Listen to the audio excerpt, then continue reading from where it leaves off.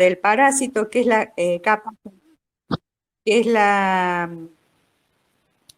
parte viva, que es la donde se reproduce el parásito, y tiene células tegumentarias, células lisogémicas, y donde se encuentra el líquido hidatídico. Después viene la capa celular, perdón, la capa laminar, que es acelular.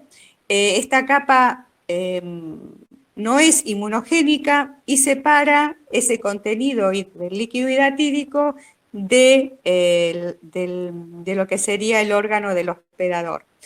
Y está todo envuelto por una capa adventicia, que es producida por el hospedador. Es decir, que como que el quiste hidatídico hace una especie de mimetismo para poder pasar desapercibido de la acción de la respuesta inmune. La próxima. Bueno, ¿cómo podemos hacer el diagnóstico de esta parasitosis? Hay distintos tipos de estudios. Se puede hacer tanto en humanos como en los animales y como en el ambiente. El diagnóstico en humano se puede hacer empleando lo que son los signos clínicos, que son toda la parte de síntomas y sintomatología, que van a depender mucho de la ubicación, y a veces ya se va a la consulta médica cuando el quiste ya tiene un tamaño considerable. Y podemos hacer estudios por imágenes, radiológicos, ecografías, tomografías, resonancias magnéticas. La otra. Podemos también recibir en el laboratorio vómicas, piezas quirúrgicas, fístulas, biopsias, y también podemos hacer estudios inmunológicos. Una de las primeras que tuvo mucho éxito y que todavía en algunos lugares se sigue haciendo, el otro día me dijeron que la seguían haciendo, aunque ya ahora van a pasar a hacer ELISA, y es la DD5. La DD5 fue la referencia durante mucho tiempo. Es una técnica muy noble. El problema es que no es muy útil para el estudio epidemiológico y actualmente perdió mucha sensibilidad si comparamos con lo que son las técnicas inmunoenzimáticas. La hemaglutinación se utiliza, la inmunofluorescencia indirecta, test de lácteos, y las más recomendadas son el ELISA y el Western blot. La próxima. También podemos hacer mediciones de ganchos. De acuerdo al tamaño de los ganchos, midiendo la longitud de la lámina y el mango y la hoja, podemos llegar a diferenciar si es un Bogeli, es un granuloso o es un Echinococcus por el tamaño de los ganchos. También hay algunos estudios donde han diferenciado los distintos tipos de cepas de granulosus. Igualmente, para el estudio de cepas es mucho más recomendable hacer el estudio por biología molecular. Pero para diferenciar por lo menos granulosus, Bogeli y Oligartus, midiendo el tamaño de los ganchos, se lo puede diferenciar. La próxima. La próxima.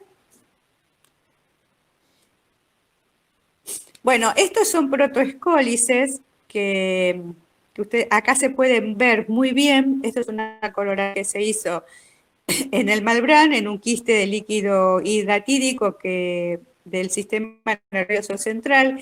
Y acá lo que ustedes pueden ver muy bien, en la figura que está más a la derecha, es perfectamente la corona de ganchos que tiene. La próxima. Esto fue una muestra que llegó al departamento de un líquido de punción, donde había sido dejado en la mesada del laboratorio del hospital y después lo derivaron al departamento y no sabían muy bien lo que iban a pedir. Pero observándolo pudimos encontrar, y acá ustedes los pueden ver muy bien, como en este líquido de punción aparecen los ganchos rostelares, es decir, que hemos ya hecho el diagnóstico con esta muestra de líquido de punción. Y la doctora mucho no confiaba en este diagnóstico y decía, ¿tan seguro de que es un quiste hidatídico? Y sí, porque estamos viendo los ganchos, o sea que el diagnóstico lo tenemos. Es confirmatorio. La próxima. Bueno, y otra de las cosas que podemos hacer, como ya les comenté, es el diagnóstico molecular, que acá lo que utilizamos es el gen mitocondrial COP2, es una amplificación, y bueno, y es lo que amplificando ese gen podemos detectar las diferentes cepas y también la presencia de Echinococcus en el ambiente o en muestras de animales, que eso se lo voy a comentar un poquito más adelante. La próxima. Bueno, nosotros en el Malbrand somos un centro nacional de referencia para el diagnóstico de la hidatidosis y producimos antígenos y antisueros que los enviamos a las diferentes provincias para que puedan hacer el diagnóstico. Nuestro objetivo es poder llegar a mandarles para que puedan hacer un kit de ELISA y que todas las provincias puedan usar el mismo sistema de diagnóstico, de modo que podemos unificar los resultados y evaluarlo y poder tener una mejor evaluación de cuál es nuestra situación actual de la hidatidosis en el país, usando todos la misma técnica. Tenemos la técnica validada, ahora ya les voy a contar. El problema es que no tenemos plata para poder hacer esta distribución, armar los kits de diagnóstico. Tenemos todos los reactivos listos, pero no tenemos plata para armar los reactivos. Bueno, ahora les voy a contar un poquito más de lo que es el inmunodiagnóstico, que es lo que más hacemos nosotros. Hacemos todos los diagnósticos, pero sobre todo hacemos inmunodiagnóstico, que se basa en la detectar anticuerpos circulantes. La mayoría de las técnicas detectan anticuerpos. Algunas técnicas han usado también la detección de complejo inmune o antígeno circulante. Sin embargo, no tuvieron mucho éxito en el tiempo y todas se quedaron en buscar anticuerpos. Respecto a la respuesta celular, no se la emplea para el diagnóstico de rutina, sí para realizar investigaciones. La próxima. Bueno, todas las técnicas de inmunodiagnóstico son una herramienta más para el diagnóstico clínico y epidemiológico de la hidatidosis, ¿no? Para hacer un buen diagnóstico tenemos que trabajar todos los profesionales en conjunto. No hay nada definitivo. Las técnicas que utilicemos van a depender mucho, la eficacia de la técnica va a depender mucho del origen, del antígeno que se utiliza, de la pureza y naturaleza de este antígeno, la calidad del antígeno utilizado, y también va a depender mucho del panel de sueros que utilicemos para evaluar esta técnica, y también depende del órgano donde se encuentra, porque si está en una zona como el hígado, por ejemplo, donde hay mucha irrigación, lo más probable es que podamos tener anticuerpos positivos, mientras que si está en una zona de baja irrigación y no vamos a tener tantos anticuerpos, y muchas veces los quistes pueden ser cerebrales o renales, en algunos casos nos pueden dar negativos, a pesar de que el quiste está. O sea que depende mucho de la localización del quiste y depende también de la respuesta inmunológica del paciente. Apretame varias veces así.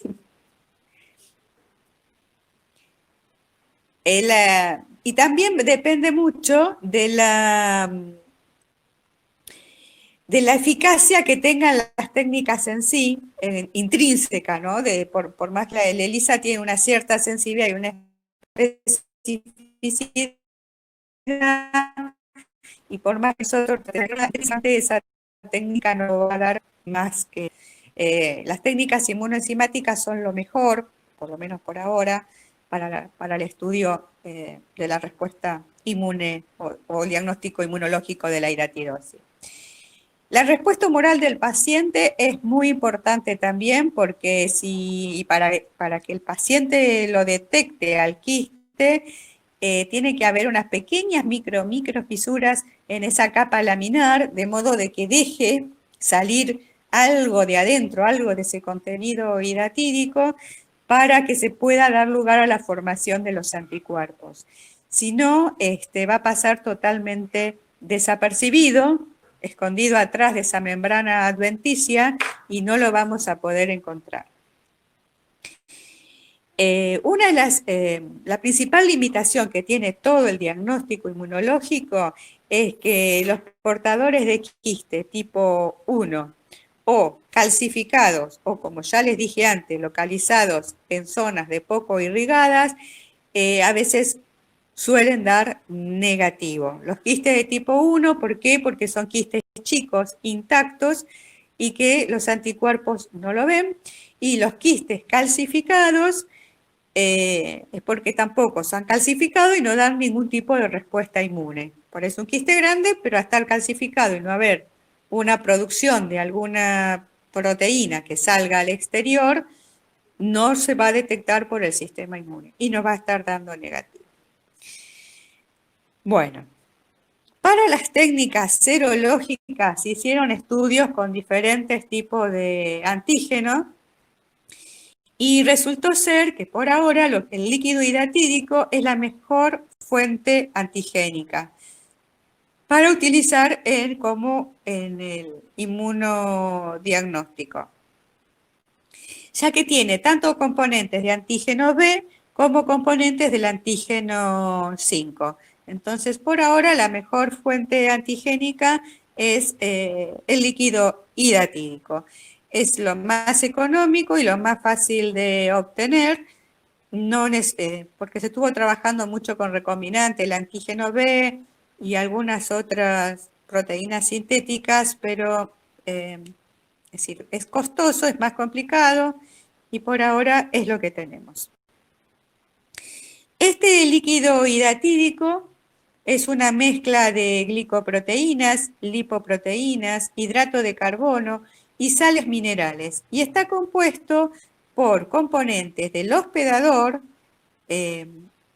principalmente albúmina e inmunoglobulina, y del mismo parásito y de los productos del metabolismo del parásito. Nosotros cuando recibimos este antígeno en el departamento, antes de procesarlo para ser utilizado en el diagnóstico, le hacemos una corrida electroforética. Pásame la próxima. En este lugar aquí podemos ver las bandas a la altura de 68 más o menos kilodalton, 65 ahí tenemos lo que corresponde al antígeno 5. Y abajo, a partir de los 20 kilodalton, 28 kilodalton, serían las que corresponden al antígeno B. Esas son las dos principales proteínas o componentes proteicos que tenemos que tener para que este líquido hidatídico pueda ser utilizado en el diagnóstico. Y para corroborar que estas bandas antigénicas son inmunogénicas, hacemos un Western blot. Y también podemos ver alrededor de los 68 kilodalton, más o menos, las bandas del antígeno 5 y más abajo todo lo que corresponde a lo que es el antígeno B en el Western blot. Bien. El antígeno 5 es una lipoproteína termolábil de 400 kilodalton y tiene la desventaja de que está en la Taenia solium, en el Echinococcus multilocularis, en el Bogelis y en el Oligartus. Mientras que el antígeno B es una proteína termoestable de unos 160 kilodalton, pero que es específica para el granulosus. En nuestra experiencia siempre nos fue bastante difícil poder detectar componentes del antígeno B. Y lo que sí podemos ver es que no todos no todas las personas con quiste hidratídico son capaces de reconocer esta fracción del antígeno B. Bien. ¿Cuáles son las técnicas? Entonces ahora pasamos a lo que son las técnicas de diagnóstico que tenemos. Las más usadas actualmente es la HAI, la inmunofluorescencia, el ELISA y el Western blot. La inmunofluorescencia hay muchos kits comerciales respecto a lo que es la inmunofluorescencia, pero la inmunofluorescencia, que para otras técnicas es muy buena, para esto a mí particularmente no me gusta. Depende mucho de factores externos. Por ejemplo, el microscopio que se utiliza para esta parasitosis. La sensibilidad está entre un 60 y un 90% y la especie y puede darme reacciones cruzadas en pacientes que sufren de otras helmintiasis, o también pueden sufrir cirrosis, o también pueden tener cáncer de hígado y pueden dar falsos positivos. El problema con otras helmintiasis que puede dar positiva es porque usamos los protoescólices, y los protoescólices, esas cabezas son comunes con otras enfermedades parasitarias. La HAI es una técnica que anda bien, hay que saber interpretarla y hay que sobre todo respetar los tiempos de incubación, porque a veces recibimos consultas que no la pueden leer bien o que les cuesta. Los equipos en general funcionan bien para HAI, pero siempre hay que respetar los tiempos de incubación y para poder ver bien el halo que se forma. Tiene una sensibilidad más o menos de un 70% y puede bajar si vamos a trabajar con quistes pulmonares. Bueno, nosotros ¿qué hacemos en el departamento? Hacemos una ELISA que tiene una alta sensibilidad y empleamos líquido hidratídico total y lo usamos como una prueba de screening. Bueno, esta técnica fue validada por nosotros y como ya les comenté antes, tenemos todo listo como para que pueda salir a ser distribuida, pero necesitamos plata para armar el paquete y poder distribuirlo.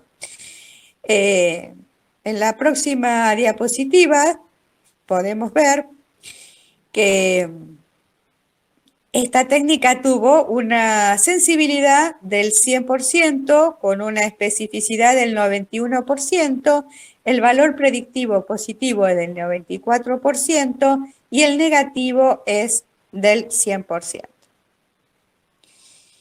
Y la otra técnica que hacemos es la técnica de Western blot, que la usamos para confirmar los casos clínicos, donde podemos ver arriba, ¿no?, las bandas que corresponden al antígeno 5 y abajo uno de los pacientes que sí nos dio las bandas que corresponden al antígeno B.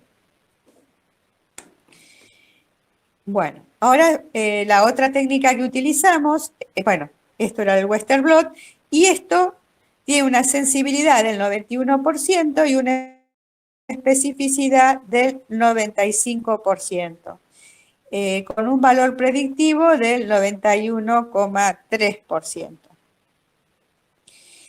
Y esto es lo que le comenté antes. Tenemos el problema de que da reacción cruzada con las bandas de 65 y 55 kilodalton en pacientes con neurocisticercosis. Y lamentablemente en el país ahora estamos teniendo muchos casos de cisticercosis. Entonces necesitamos hacer una diferenciación con la parte clínica y epidemiológica para saber si estamos frente a una hidatidosis o a un cisticerco. Bueno, el diagnóstico de certeza lo vamos a tener solamente si tenemos un quiste hidatídico en nuestras manos o si le vemos los ganchos. Eso es podemos ver el parásito. Entonces, siempre que vemos el parásito, vamos a tener el diagnóstico de certeza. Si no, es decir, todo lo que se refiere a inmunodiagnóstico me ayuda como una herramienta más a completar el diagnóstico. Nosotros tenemos un algoritmo de diagnóstico, es decir, podemos recibir los sueros y le podemos hacer las técnicas serológicas de ELISA, HAI o IFI, y si puede ser que entonces necesitaríamos confirmarlo por estudio, por imágenes, ante la sospecha de un posible quiste hidatídico. Si me da positivo, ya lo considero como un caso probable y entonces lo voy a confirmar por el Western blot. Si el Western blot me da negativo, no hay respuesta inmune específica. Necesitamos también confirmar por imágenes.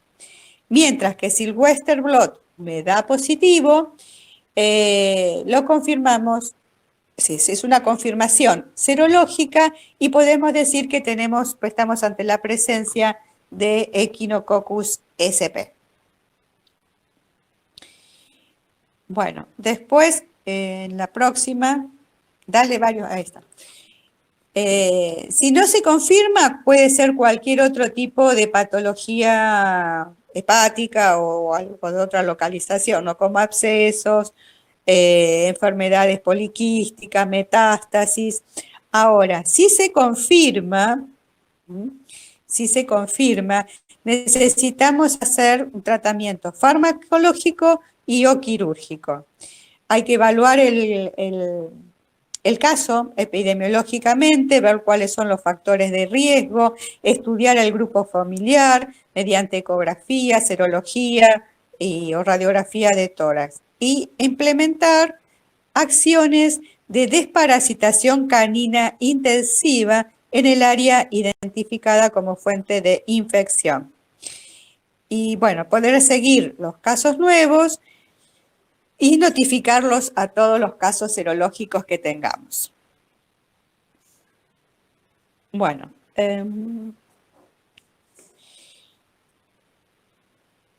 la hidatidosis es una zoonosis de denuncia obligatoria y es muy importante que sea notificada en lo que es el CISA, que con este programa podemos evaluar los datos de todos los pacientes que se ingresan, es bastante completo y nos aporta muchos datos.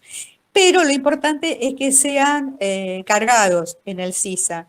Y la verdad es que estamos teniendo bastantes subnotificaciones y no tenemos unos resultados reales, lo que realmente ocurre con esta parasitosis en el país.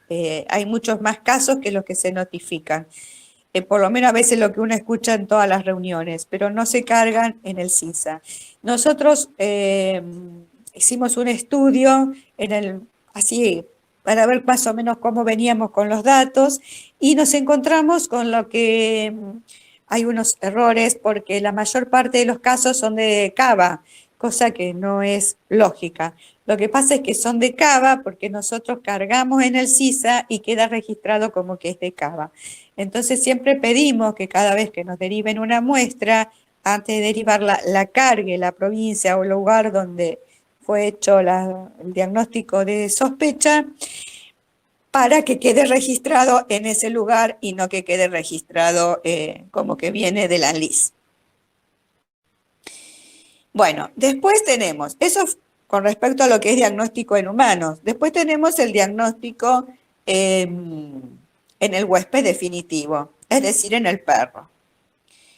En el perro, si pasamos a la siguiente diapo, podemos hacer estudios por microscopía óptica, con purga de arecolina, necropsias, hacer inmunodiagnóstico y también hacer un estudio molecular.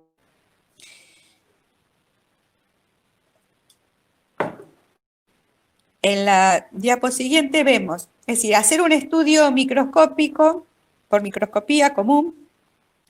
Lo que vemos es un huevo de tenia, pero lo único que podemos decir es que tenemos huevos de tenia.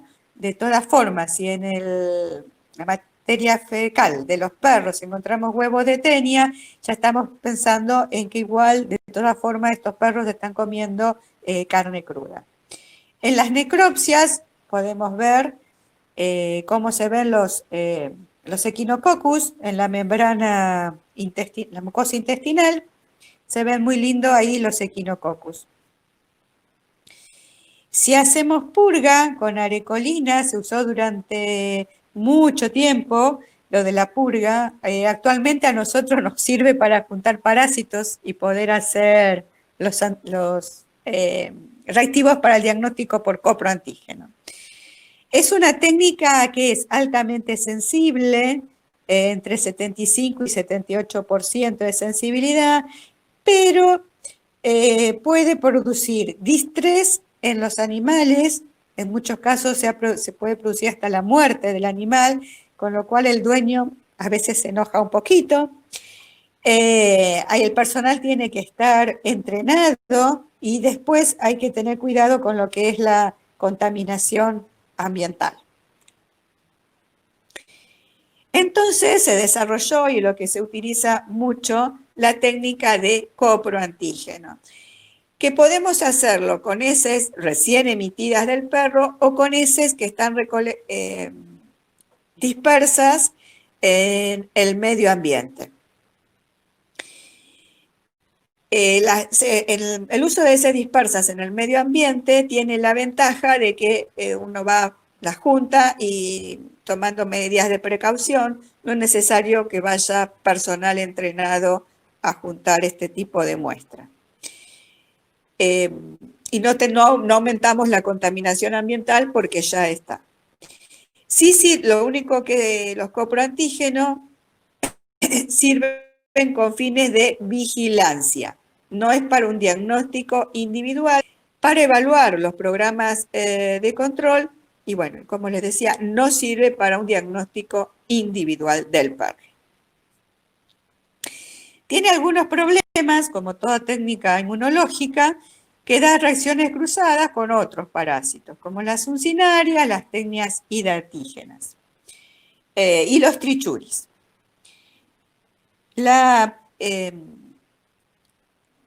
En la búsqueda de estos antígenos pudimos encontrar que los podemos detectar entre el día 6 y día 13 después de una infección. Los niveles de antígeno van a disminuir 72 horas después de que se administra el albendazol o el praziquantel, es decir, el antiparasitario.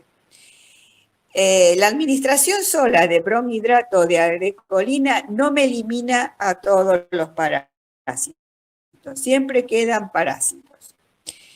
Y la ventaja de usar los coproantígenos con respecto a la purga, por ejemplo, o a los otros métodos, es que son detectados en el periodo prepatente de la infección, es decir, antes de que el proglótide grávido comience a eliminar huevos al medio ambiente.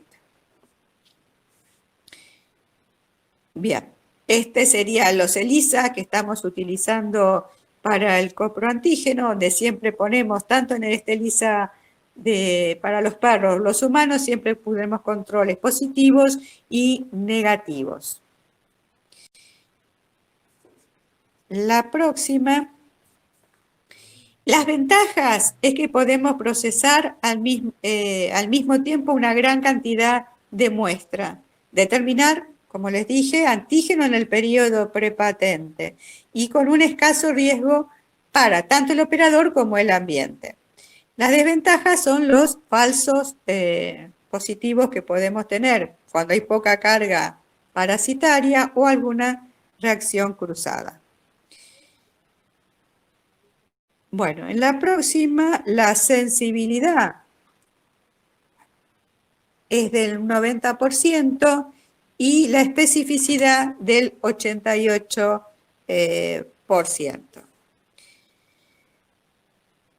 Bueno, en la próxima, lo último ya referido a lo que es hidatidosis, es el diagnóstico en las muestras ambientales. Acá lo que tenemos que tener en cuenta es el peridomicilio. En este peridomicilio tenemos por un lado el ciclo zoonótico y por el otro lado el ciclo ambiental. El ciclo zoonótico tenemos el huésped definitivo, el hombre y el huésped intermediario, que serían los animales, el ganado en sí, todo tipo de ganado. En el ciclo ambiental tenemos el huésped definitivo y el ambiente, donde se mantienen los huevos por un largo periodo de tiempo. Entonces, el problema de la contaminación biológica ambiental, tenemos que identificar bien áreas endémicas primarias, hacer un diagnóstico de la situación, donde vamos a tener áreas con sospecha de circulación parasitaria y a su mismo tiempo hay que identificar las viviendas, efectuar actividades de control y de vigilancia epidemiológica. Si una vivienda si hay un perro positivo en una vivienda, la vivienda es considerada como positiva y que en ese lugar tenemos el desarrollo del ciclo del quiste, es decir, del ciclo de la equinococosis. Las formas de diagnóstico, en este caso en las ambientales, si son humanos, si son con perros, podemos hacer coproantígeno y podemos hacer biología molecular. O sea, hacer la detección por PCR, donde usamos el gen de la COP2 por la amplificación y acá podemos ver en la corrida donde podemos diferenciar dentro de los otros parásitos lo que se diferencia con respecto a lo que es el granulosus. Las muestras ambientales que podemos utilizar son el hisopado de animales, materia fecal fresca o seca, el suelo, vegetales y el agua. Bueno, acá tienen unas fotos donde vemos el hisopado del pelaje del perro, donde se le pasa una gasita, acá donde se junta la materia fecal. Estos son estudios de campo. Estas son varias fotos, la recolección de la materia fecal.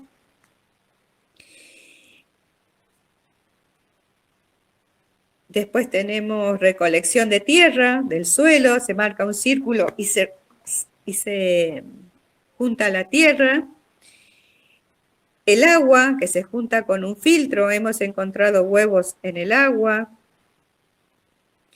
O sea que es muy interesante y hay que tener muy en cuenta todo esto de la contaminación ambiental con lo que con respecto a huevos de Echinococcus. Y finalmente nos quedan los métodos serológicos para el diagnóstico en el huésped intermediario. Y actualmente lo que se hace es la detección por ELISA y Western blot. Con respecto al huésped intermediario, más que nada se utiliza esta técnica de diagnóstico para evaluar el efecto de la vacuna. Entonces, para que la verdad es que esta prueba de campo que se está haciendo en la provincia de Río Negro referida a la vacuna es muy interesante, aunque no es, la vacuna no es 100% efectiva, tiene un 85% de efectividad con 3 dosis, pero bueno, es una herramienta más y que se puede aplicar. Entonces se utiliza el ELISA y el Western para observar la producción de anticuerpos en las ovejas que fueron sometidas a la vacuna, o sea, cuál es la respuesta en ovejas con y sin vacuna. Y las ovejas que se aplicó la vacuna, se observó algo muy importante que a los ganaderos les gusta, y es que los quistes disminuyen de tamaño o se transforman en quistes infértiles. Y eso es muy educativo, es una forma de que mejoren las condiciones para los cuidados para evitar la contaminación con la hidatidosis. Bueno, hasta acá es lo referido a hidatidosis. Continuamos y pasemos al tema Toxocara. El Toxocara es una zoonosis que se causada por la ingestión de huevos embrionados, generalmente de Toxocara canis o cati. Esos serían los de mayor importancia sanitaria. Este parásito tiene un ciclo de vida complejo.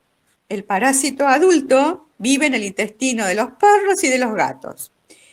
Los huevos en el medio ambiente. Y las larvas tienen un proceso de migración y enquistamiento hístico. O sea que este parásito es muy interesante. Bueno, como todos los nematodes, tenemos macho, tenemos hembra. Las hembras son de mayor longitud que el macho. Eliminan sus huevos. En la próxima diapositiva los vemos. Eliminan los huevos no embrionados al ambiente, pero que en condiciones adecuadas de temperatura y mejor dicho, eliminan los huevos embrionados al ambiente y que en condiciones adecuadas de temperatura y humedad se desarrollan a huevos con larvas infectivas. Estos son unos huevitos que nosotros tuvimos en el laboratorio cuando hacemos nuestra producción de antígeno, donde se puede ver cómo desarrolla la larva y cómo la larva rompe el huevo y sale al exterior.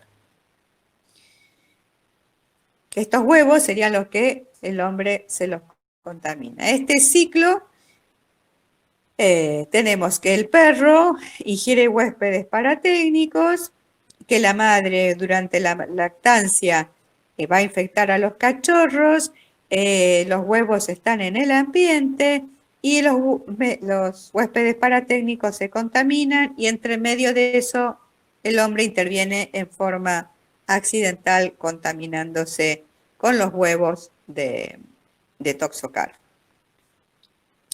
Bueno, acá podemos ver en la próxima una hermosa larva infectiva. Estas son todas fotos que obtuvimos en el laboratorio. ¿No? Podemos pasarlas rápidos. Podemos verlas, pero se ven hermosas. A mí me encantan. Tienen una movilidad espectacular. Podemos ver, a ver si ya la pasamos, cómo se desarrolla, cómo va desarrollándose adentro la larva de un estadio a otro.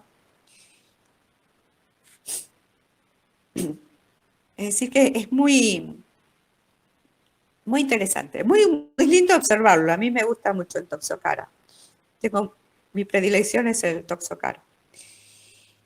Bueno, ¿cómo se infectan? ¿Cómo los infectamos? ¿Cómo se infectan los perros? Los perros nacen infectados. ¿Por qué? Porque la madre que estaba infectada durante la lactancia va a pasarle los parásitos a los cachorros.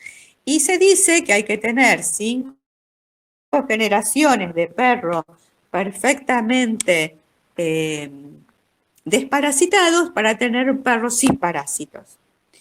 El gato es distinto. El gato se infecta después del nacimiento, no durante el perro se infecta por la lactancia y por la migración transplacentaria, mientras que el gato solo se infecta por la lactancia.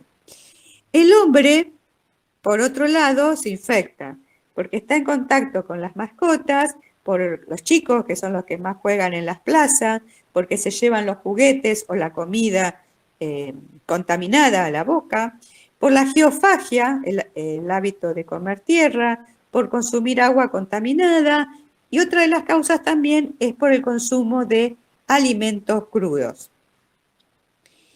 Bueno, pasemos a la otra.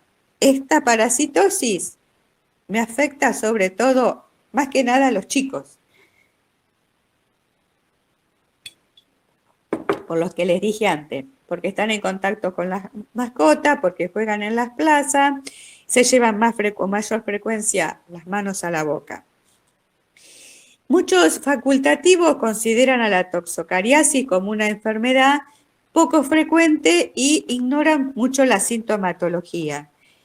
Es una enfermedad, esta no es de notificación obligatoria, o sea que no se registra, entonces no tenemos datos verdaderos de la prevalencia, incidencia, de la carga de la enfermedad y de la morbilidad en general, incluso hasta de la mortalidad que puede llegar a producir esta parasitosis, ¿no? Recién hace muy poco tiempo que ha tenido un poco más de como que los médicos la tienen un poco más en consideración, pero si no, no consideran que pueda existir toxocariasis. Entonces, el hombre se infecta porque ingiere los huevos, las larvas se van a liberar en el intestino y sobre todo se producen dos síndromes, los más importantes, que es el del larva migrans visceral y el otro es del larva migrans ocular. Después podemos tener formas clínicas indiferenciadas, toxocariasis neurológica, encubierta.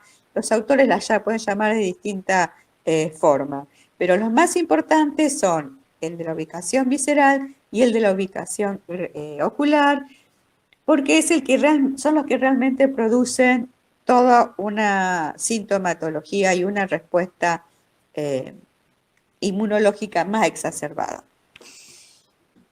La sintomatología que producen la larva migrans viscerales son todos muy síntomas que pueden ser compatibles con otro tipo de enfermedades, ¿no? Como dolor abdominal.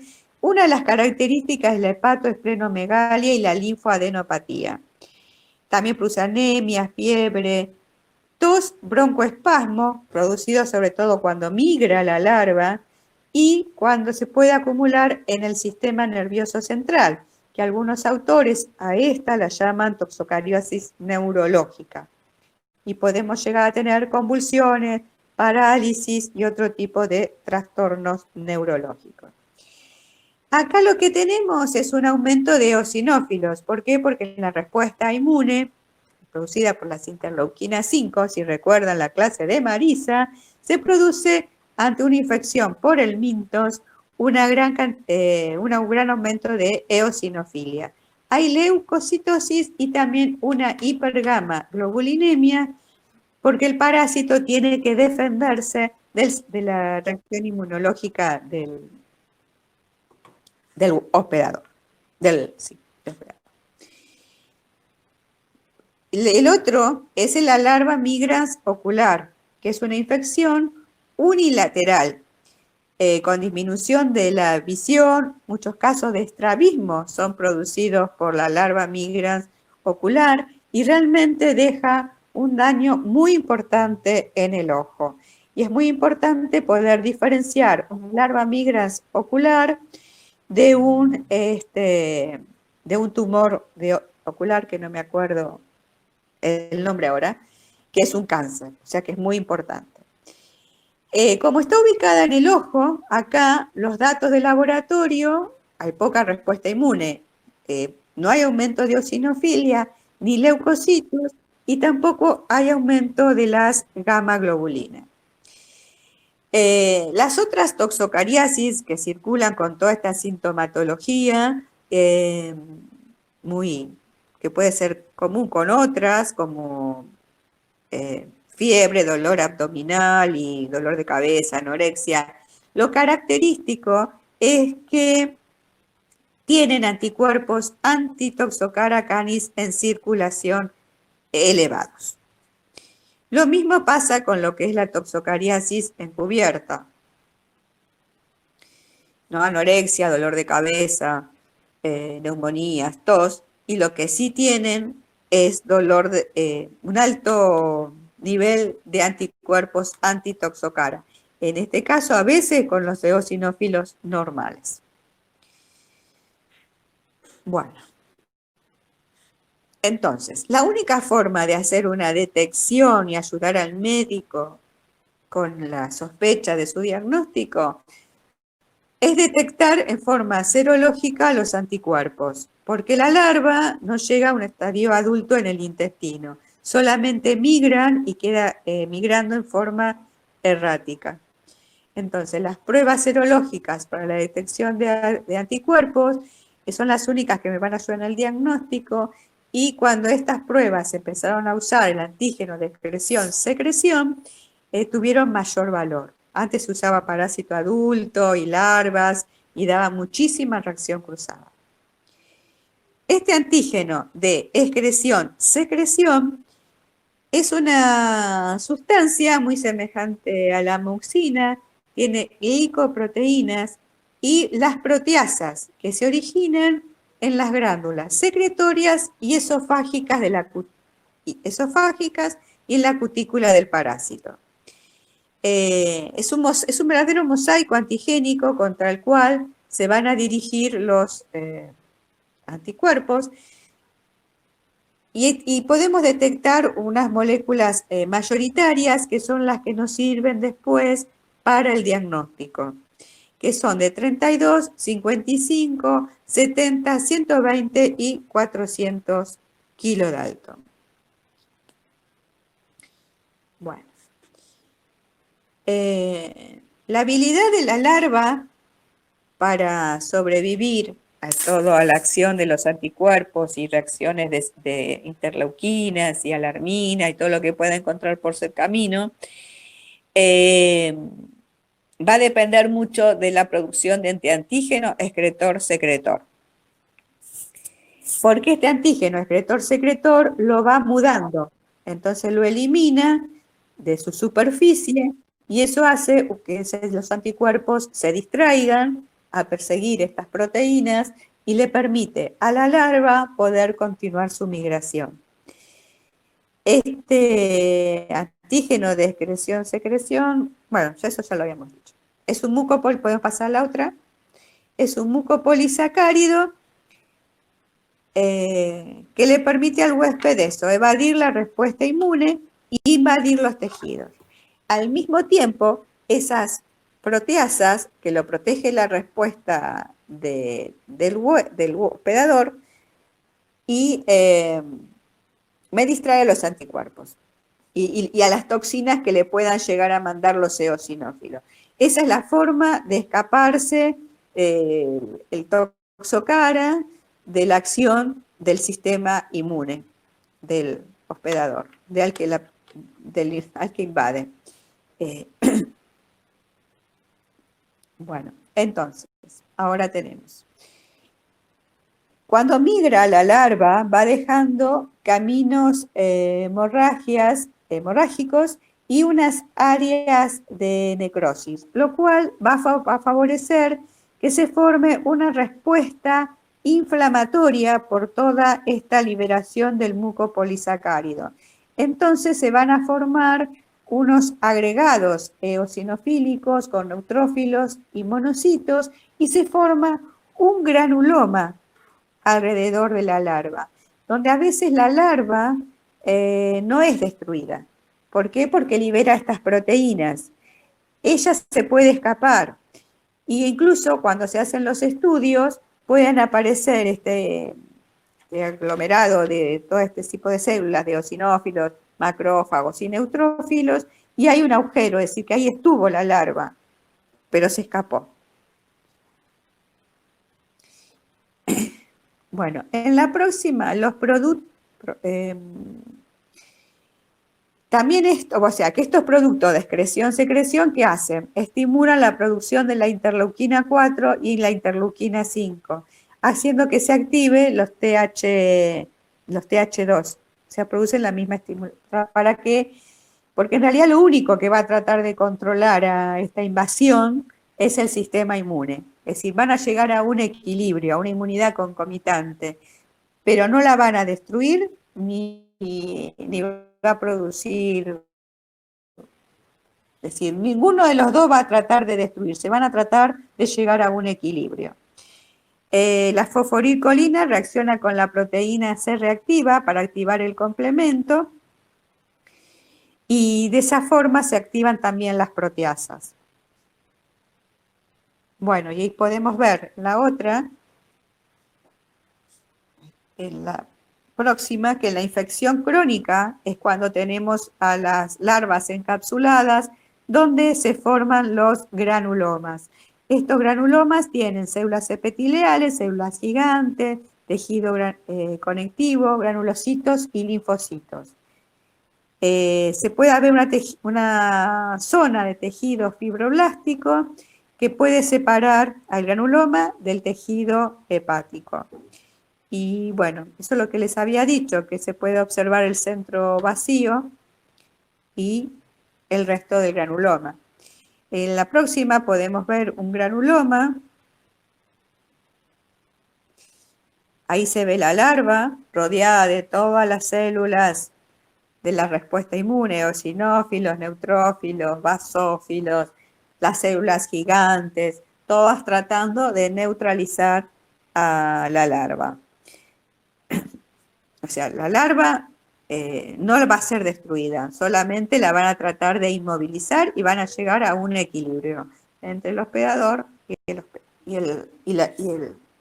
huésped. Bueno, en algunos estudios que hicimos, nosotros podemos ver que infectamos cerdos con huevos larvados de Toxocara y se observó que hubo aumento de glóbulos blancos y aumento de los eosinófilos. Y los anticuerpos aparecieron a los 7 días post-infección.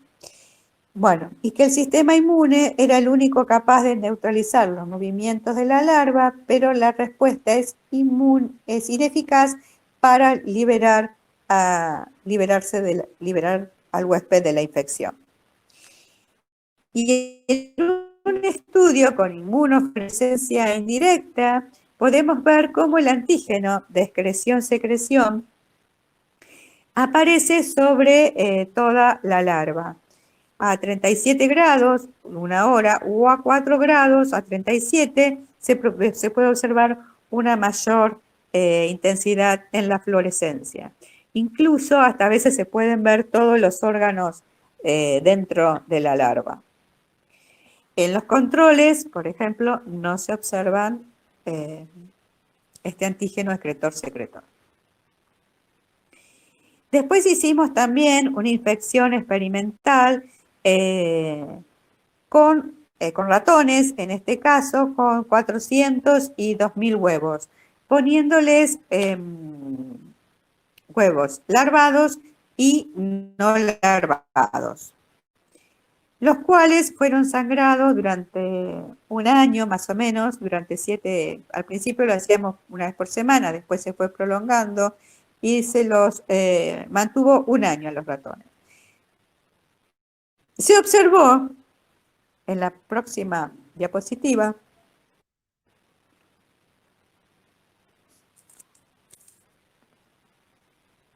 en la otra diapo,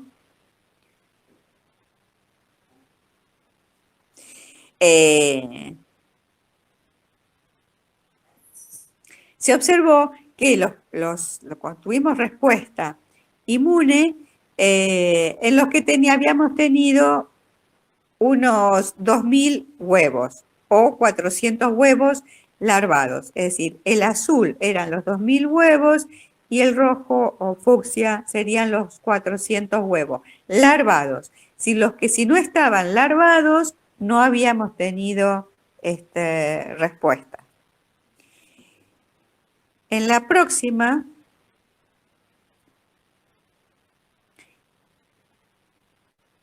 hicimos una evaluación, también una infección experimental, pero en conejos. Acá pusimos dosis más bajas de huevos, como 10 huevos y 100 huevos y 1000 huevos larvados.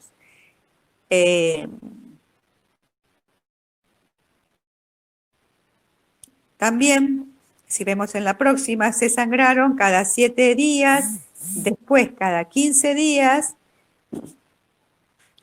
y lo mantuvimos durante un año. Y al año le volvimos a dar otra nueva inoculación. ¿Qué observamos acá? Que los conejos que habían sido infectados con 1000 huevos eran los que tenían la respuesta inmune. Mientras que los conejos con 100 huevos habían tenido la respuesta inmune, pero después que los volvimos a infectar al año. Antes no teníamos. Es decir, que se necesita también una buena carga para producir una respuesta inmunológica. Si la respuesta es baja, no vamos a tener respuesta. Bueno, la próxima es la misma, pues me di cuenta que está la misma.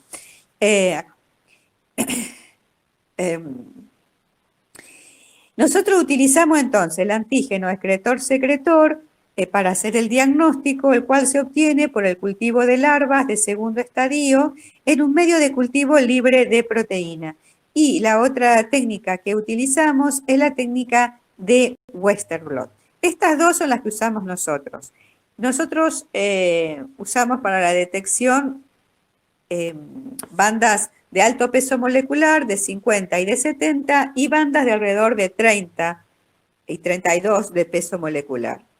También se puede utilizar, evaluar la IgE específica, que se utiliza sobre todo para evaluar tratamiento, el osisotipo de las IgG, en este caso es útil evaluar con la IgG1, y también se puede utilizar el DOT ELISA, pero no, se han observado reacciones cruzadas y no fue evaluada en estudio de campo, o sea que no hay muchos datos del DOT ELISA. El test de avidez parece ser útil para el tratamiento. La evaluación de la proteína catiónica eosinofílica en las atopías parece ser buenos resultados. Y también se han utilizado algunas técnicas de biología molecular. Pero nada es muy confirmatorio. Hay mucha cantidad de técnicas, pero en realidad lo que más se utiliza son los ELISA y los Western blot.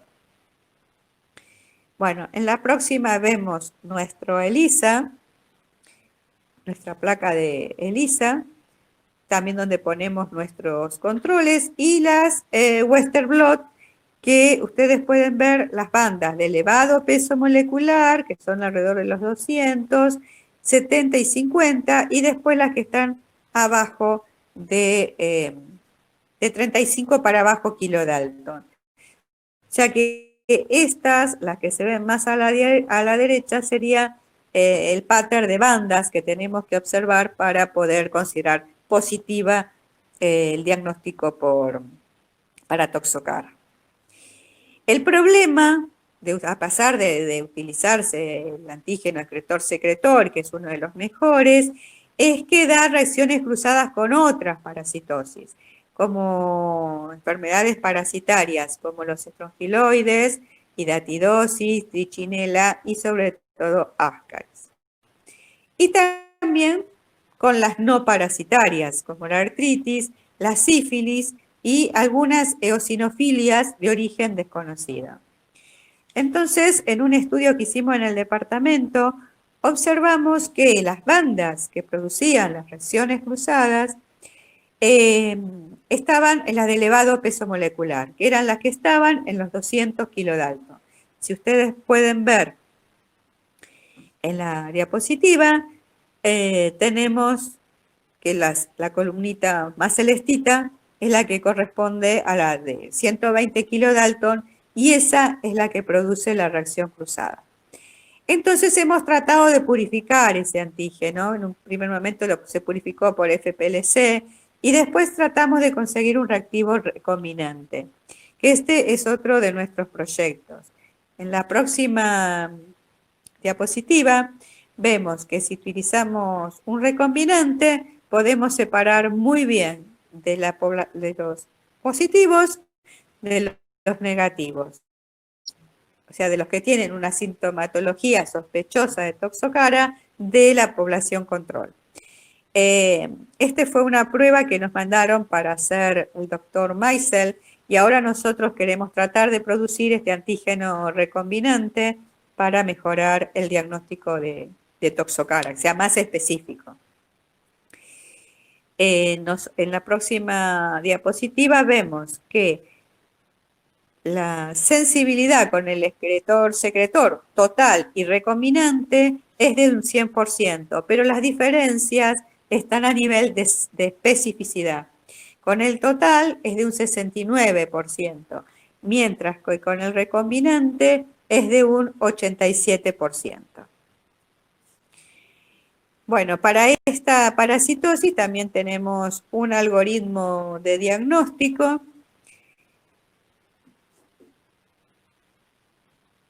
¿Es cierto? Acá lo que hacemos es ELISA.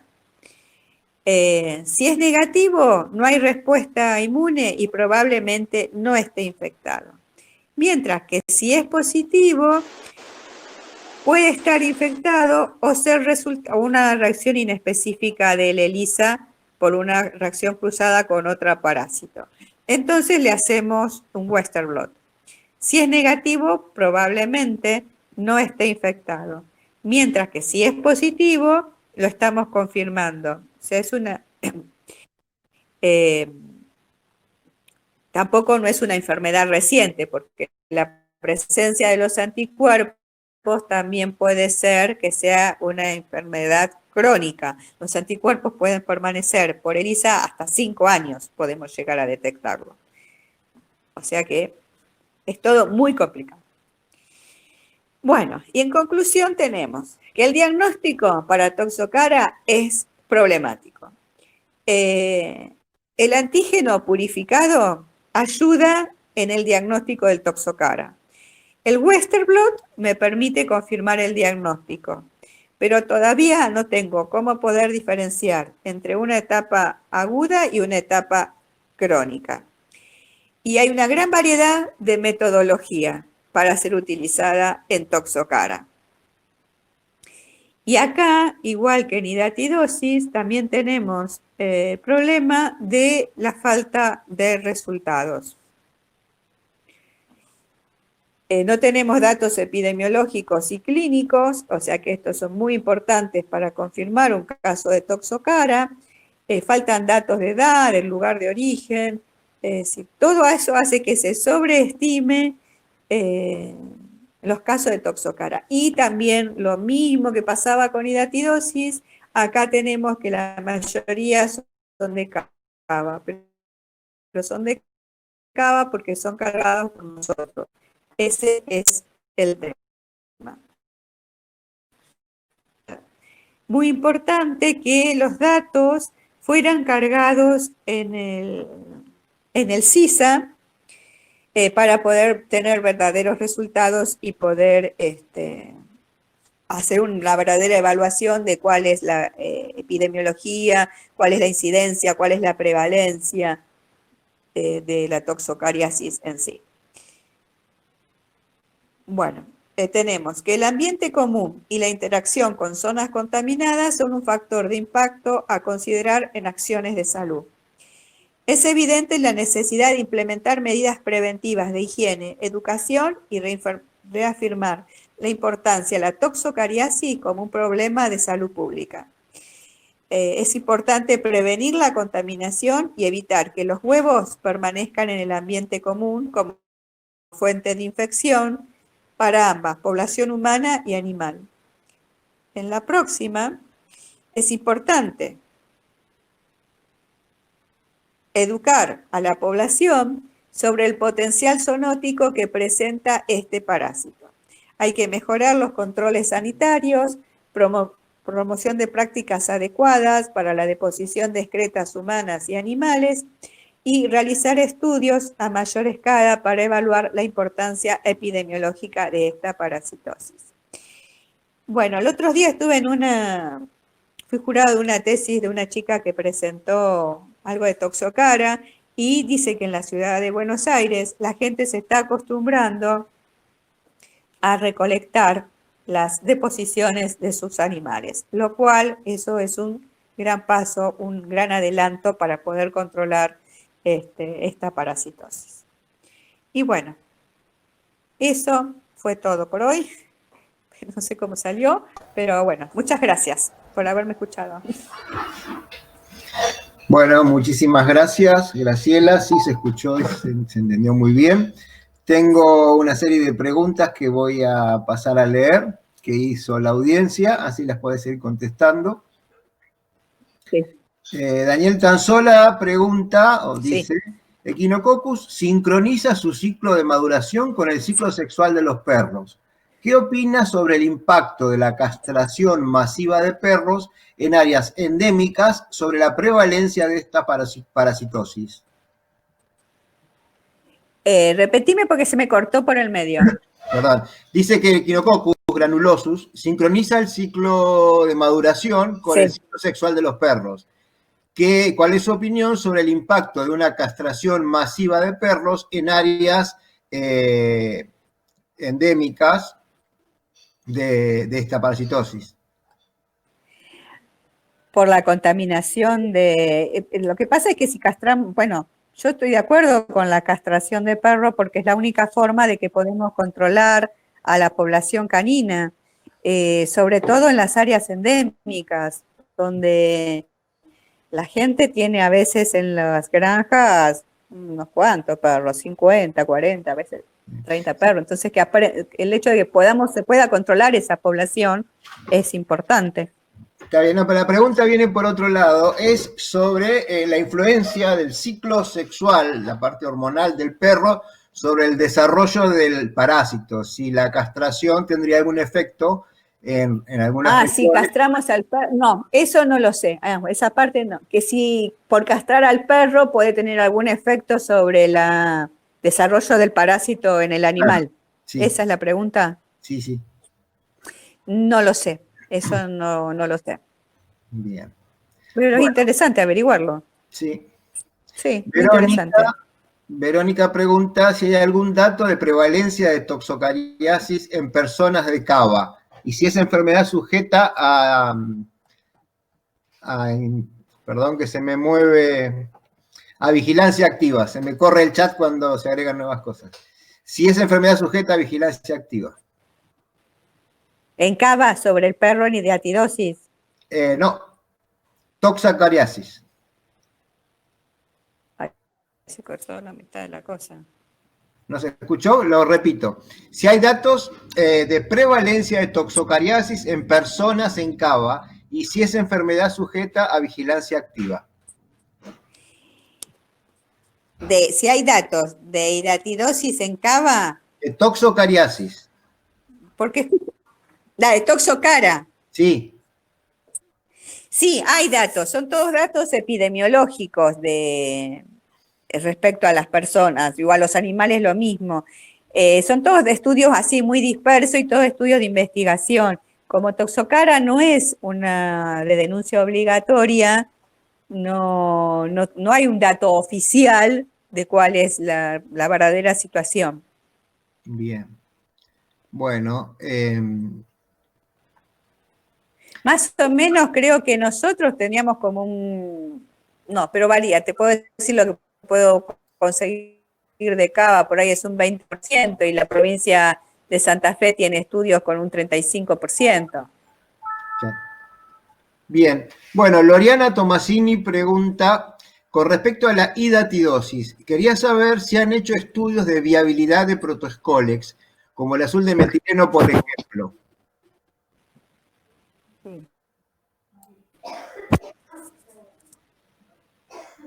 No sé si se escuchó la pregunta.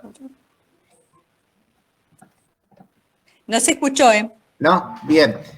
A ver, ahora, Loriana Tomasini No. pregunta, Luego el azul de metileno se escuchó. sí, Sí. si han hecho estudios de viabilidad de Protoscolex, como por ejemplo el azul de metileno, porque solo ha leído un reporte al respecto.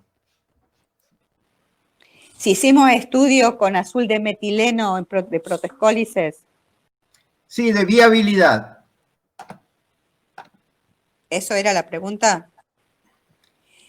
No, nosotros hacemos alguna coloración, pero decir estudiarlo al protoscólice no lo estamos haciendo. Bien. Otra pregunta, Daniel Tanzola pregunta, ¿cómo se hace una presunción de toxocariosis visceral en un niño? ¿Cómo les llega a ustedes el informe del médico? Con la sintomatología. Aparte nos llega una ficha epidemiológica y donde ponen todos los datos, si tiene dolor abdominal, si tuvo fiebre, eosinofilia y por qué sospecha de toda la sintomatología clínica, porque es patogenomegalia, tiene que completar todos esos datos. Bien. Bueno, De esa forma nos llega a nosotros la ficha. Claro. Sí. Otra pregunta de Leonora Kosubski. Dice, ¿cuánto tiempo permanecen en valores significativos los anticuerpos en el hombre post-infección? Y se probaron detectar IgM antitoxocara para definir infección aguda. Probamos a hacerlo en los conejos, de hecho lo hicimos en los conejos, pero solamente apareció un pico a los entre los 7 y los 14 días post-infección. Después no tuvimos más resultados. Y detectar en humanos, como nos llega ya después de haber pasado bastante tiempo de la infección, no hemos tenido resultado de poder detectar IgM en humanos. Bien. Bueno, Elena Viciarelli agradece. También. Perdón, sí, adelante. No, iba a decir, probamos también a hacer un test de avidez, pero no habíamos tenido tampoco buenos resultados para Toxocara. Bien. Bueno, Elena Viciarelli agradece la exposición, dice que es muy interesante y consulta, para el estudio de quinococosis ambiental, ¿qué conservantes utilizan para la materia fecal de perros? Ya sea para el estudio de coproantígenos o para PCR. Para el estudio de ambientales. Sí. Para preservar la materia fecal de perros. Directamente, no, es decir, la materia fecal seca, nosotros después la procesamos en el departamento. El cosito de la materia fecal, eso es suficiente en un frasco o en una bolsa. Bien. Bueno, hay más felicitaciones y agradecimientos. Y Germán Astudillo dice, ¿se escucha? Perdón. Sí, escucha. Dice Germán Astudillo, en el Hospital Muñiz para el diagnóstico de hidatidosis estamos utilizando inmunocromatografía basado en el antígeno purificado B y el antígeno 5. Ay, me olvidé de nombrarlo. ¿Hay alguna experiencia y si hay algún comentario sobre esto? Me olvidé de nombrar la inmunocromatografía. Creo que es una buena técnica, es un poco cara, pero es buena técnica. Es muy buena técnica. Bien. Bueno, más agradecimientos. Después te pasamos el chat. El doctor Costamaña dice en la revista Argentina de Parasitología número 1, en 2012 tuvimos un 18% de positividad en un estudio seroepidemiológico prospectivo sobre toxocarosis humana en Bahía Blanca. Sí. comentó ese dato. Ah, bueno, muy bueno. Si me lo pasa, muy bueno. Leonora Kosuski dice que en Punta Lara, también en el grupo de parasitología comparada, se hizo un relevamiento con 20% en adultos y en La Plata, en población general, el mismo porcentaje. Bueno, bien. Distintas fuentes de datos de epidemiológicos por distintos lados del país. Ujú. Sí, Muy eso bien. está, por eso son todos estudios epidemiológicos. Sería bueno que pudiéramos juntarlo todo en un solo lugar y ahí tener toda la evaluación y todo el panorama. Bien. Perfecto. Bueno, Yo muy bien. quiero hacer una pregunta por ahí, Juan. Sí, No, adelante. porque no tiene que ver, bueno, Graciela, muchísimas gracias. Soy Graciela Nabone. Sí, te ¿Cómo veo. estás? ¿Qué tal? Bien. Lo que te quería preguntar, justamente en base a esto último, ¿cómo uno puede ser parte del CISA? O sea, esa Ah, adhesión o algo, claro, porque vos sabés que nosotros venimos trabajando en muchas parasitosis y realmente no en hidatidosis y no en toxocariosis, pero sí en otras. Y esa información sentimos que sí, está en un trabajo y demás, pero no va al lugar donde hay un registro de casos. claro. Y lo que pasa es que eso es algo que tenemos que hablar con el ministerio. En un momento tuvimos, y creo que teníamos una propuesta con vos para que el ministerio Claro, me acuerdo, sí. lo hiciera. Después lo dejamos pendiente, Pero pero a lo eso, mejor hay que volver a retomarlo y volver a tratar de hablar para que Toxocara tenga su lugar y pueda ser registrado ahí, o cualquier otra parasitosis, ¿no? eso, claro, cualquier otra. Y la otra pregunta que yo quería hacerte es, cuando ustedes hicieron estudios ambientales, ¿encontraron una correspondencia con los casos humanos en hidatidosis? Por ejemplo, bueno, que hubiera una prevalencia también elevada en perros o una frecuencia en el ambiente de hallazgos de huevos de Echinococcus sp. Digo, si se ve como ese paralelismo entre la infección humana y la infección del ambiente. Sí, cuando hay casos en el ambiente tenés casos humanos, eso es seguro, o al revés. Porque a veces se sale a buscar el ambiente y hay personas que después, sí, que tuvieron o tienen hidatidosis. Y el análisis en Sí. perros más efectivo es únicamente por coproantígeno, PCR, o hacen también coproparasitología tradicional, digamos, con métodos de enriquecimiento. Le hacemos, para hacer, cuando se hacen en materia fecal del perro, se hacen los tres. Se hace el común, la microscopía, se hace el coproantígeno y se hace el molecular. Está bien. En el perro se hacen los tres. Los tres. Porque, bueno, la microscopía común puede ser otra tenia, pero igual ya te está diciendo de que ese perro está comiendo carne cruda.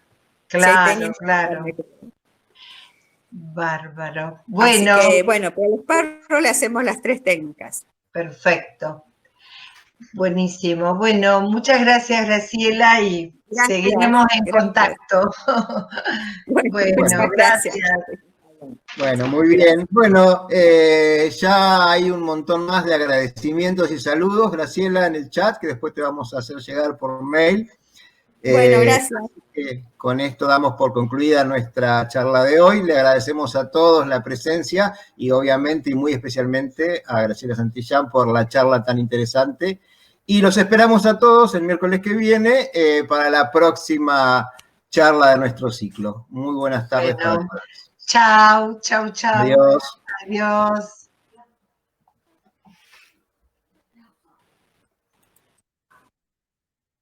Bueno, gracias.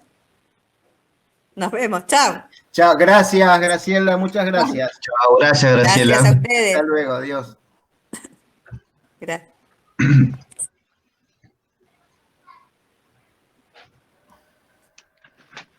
Muchas gracias, un gran saludo a todos. Gracias, hasta luego. Saludos a todos, los esperamos el miércoles. Muy bien.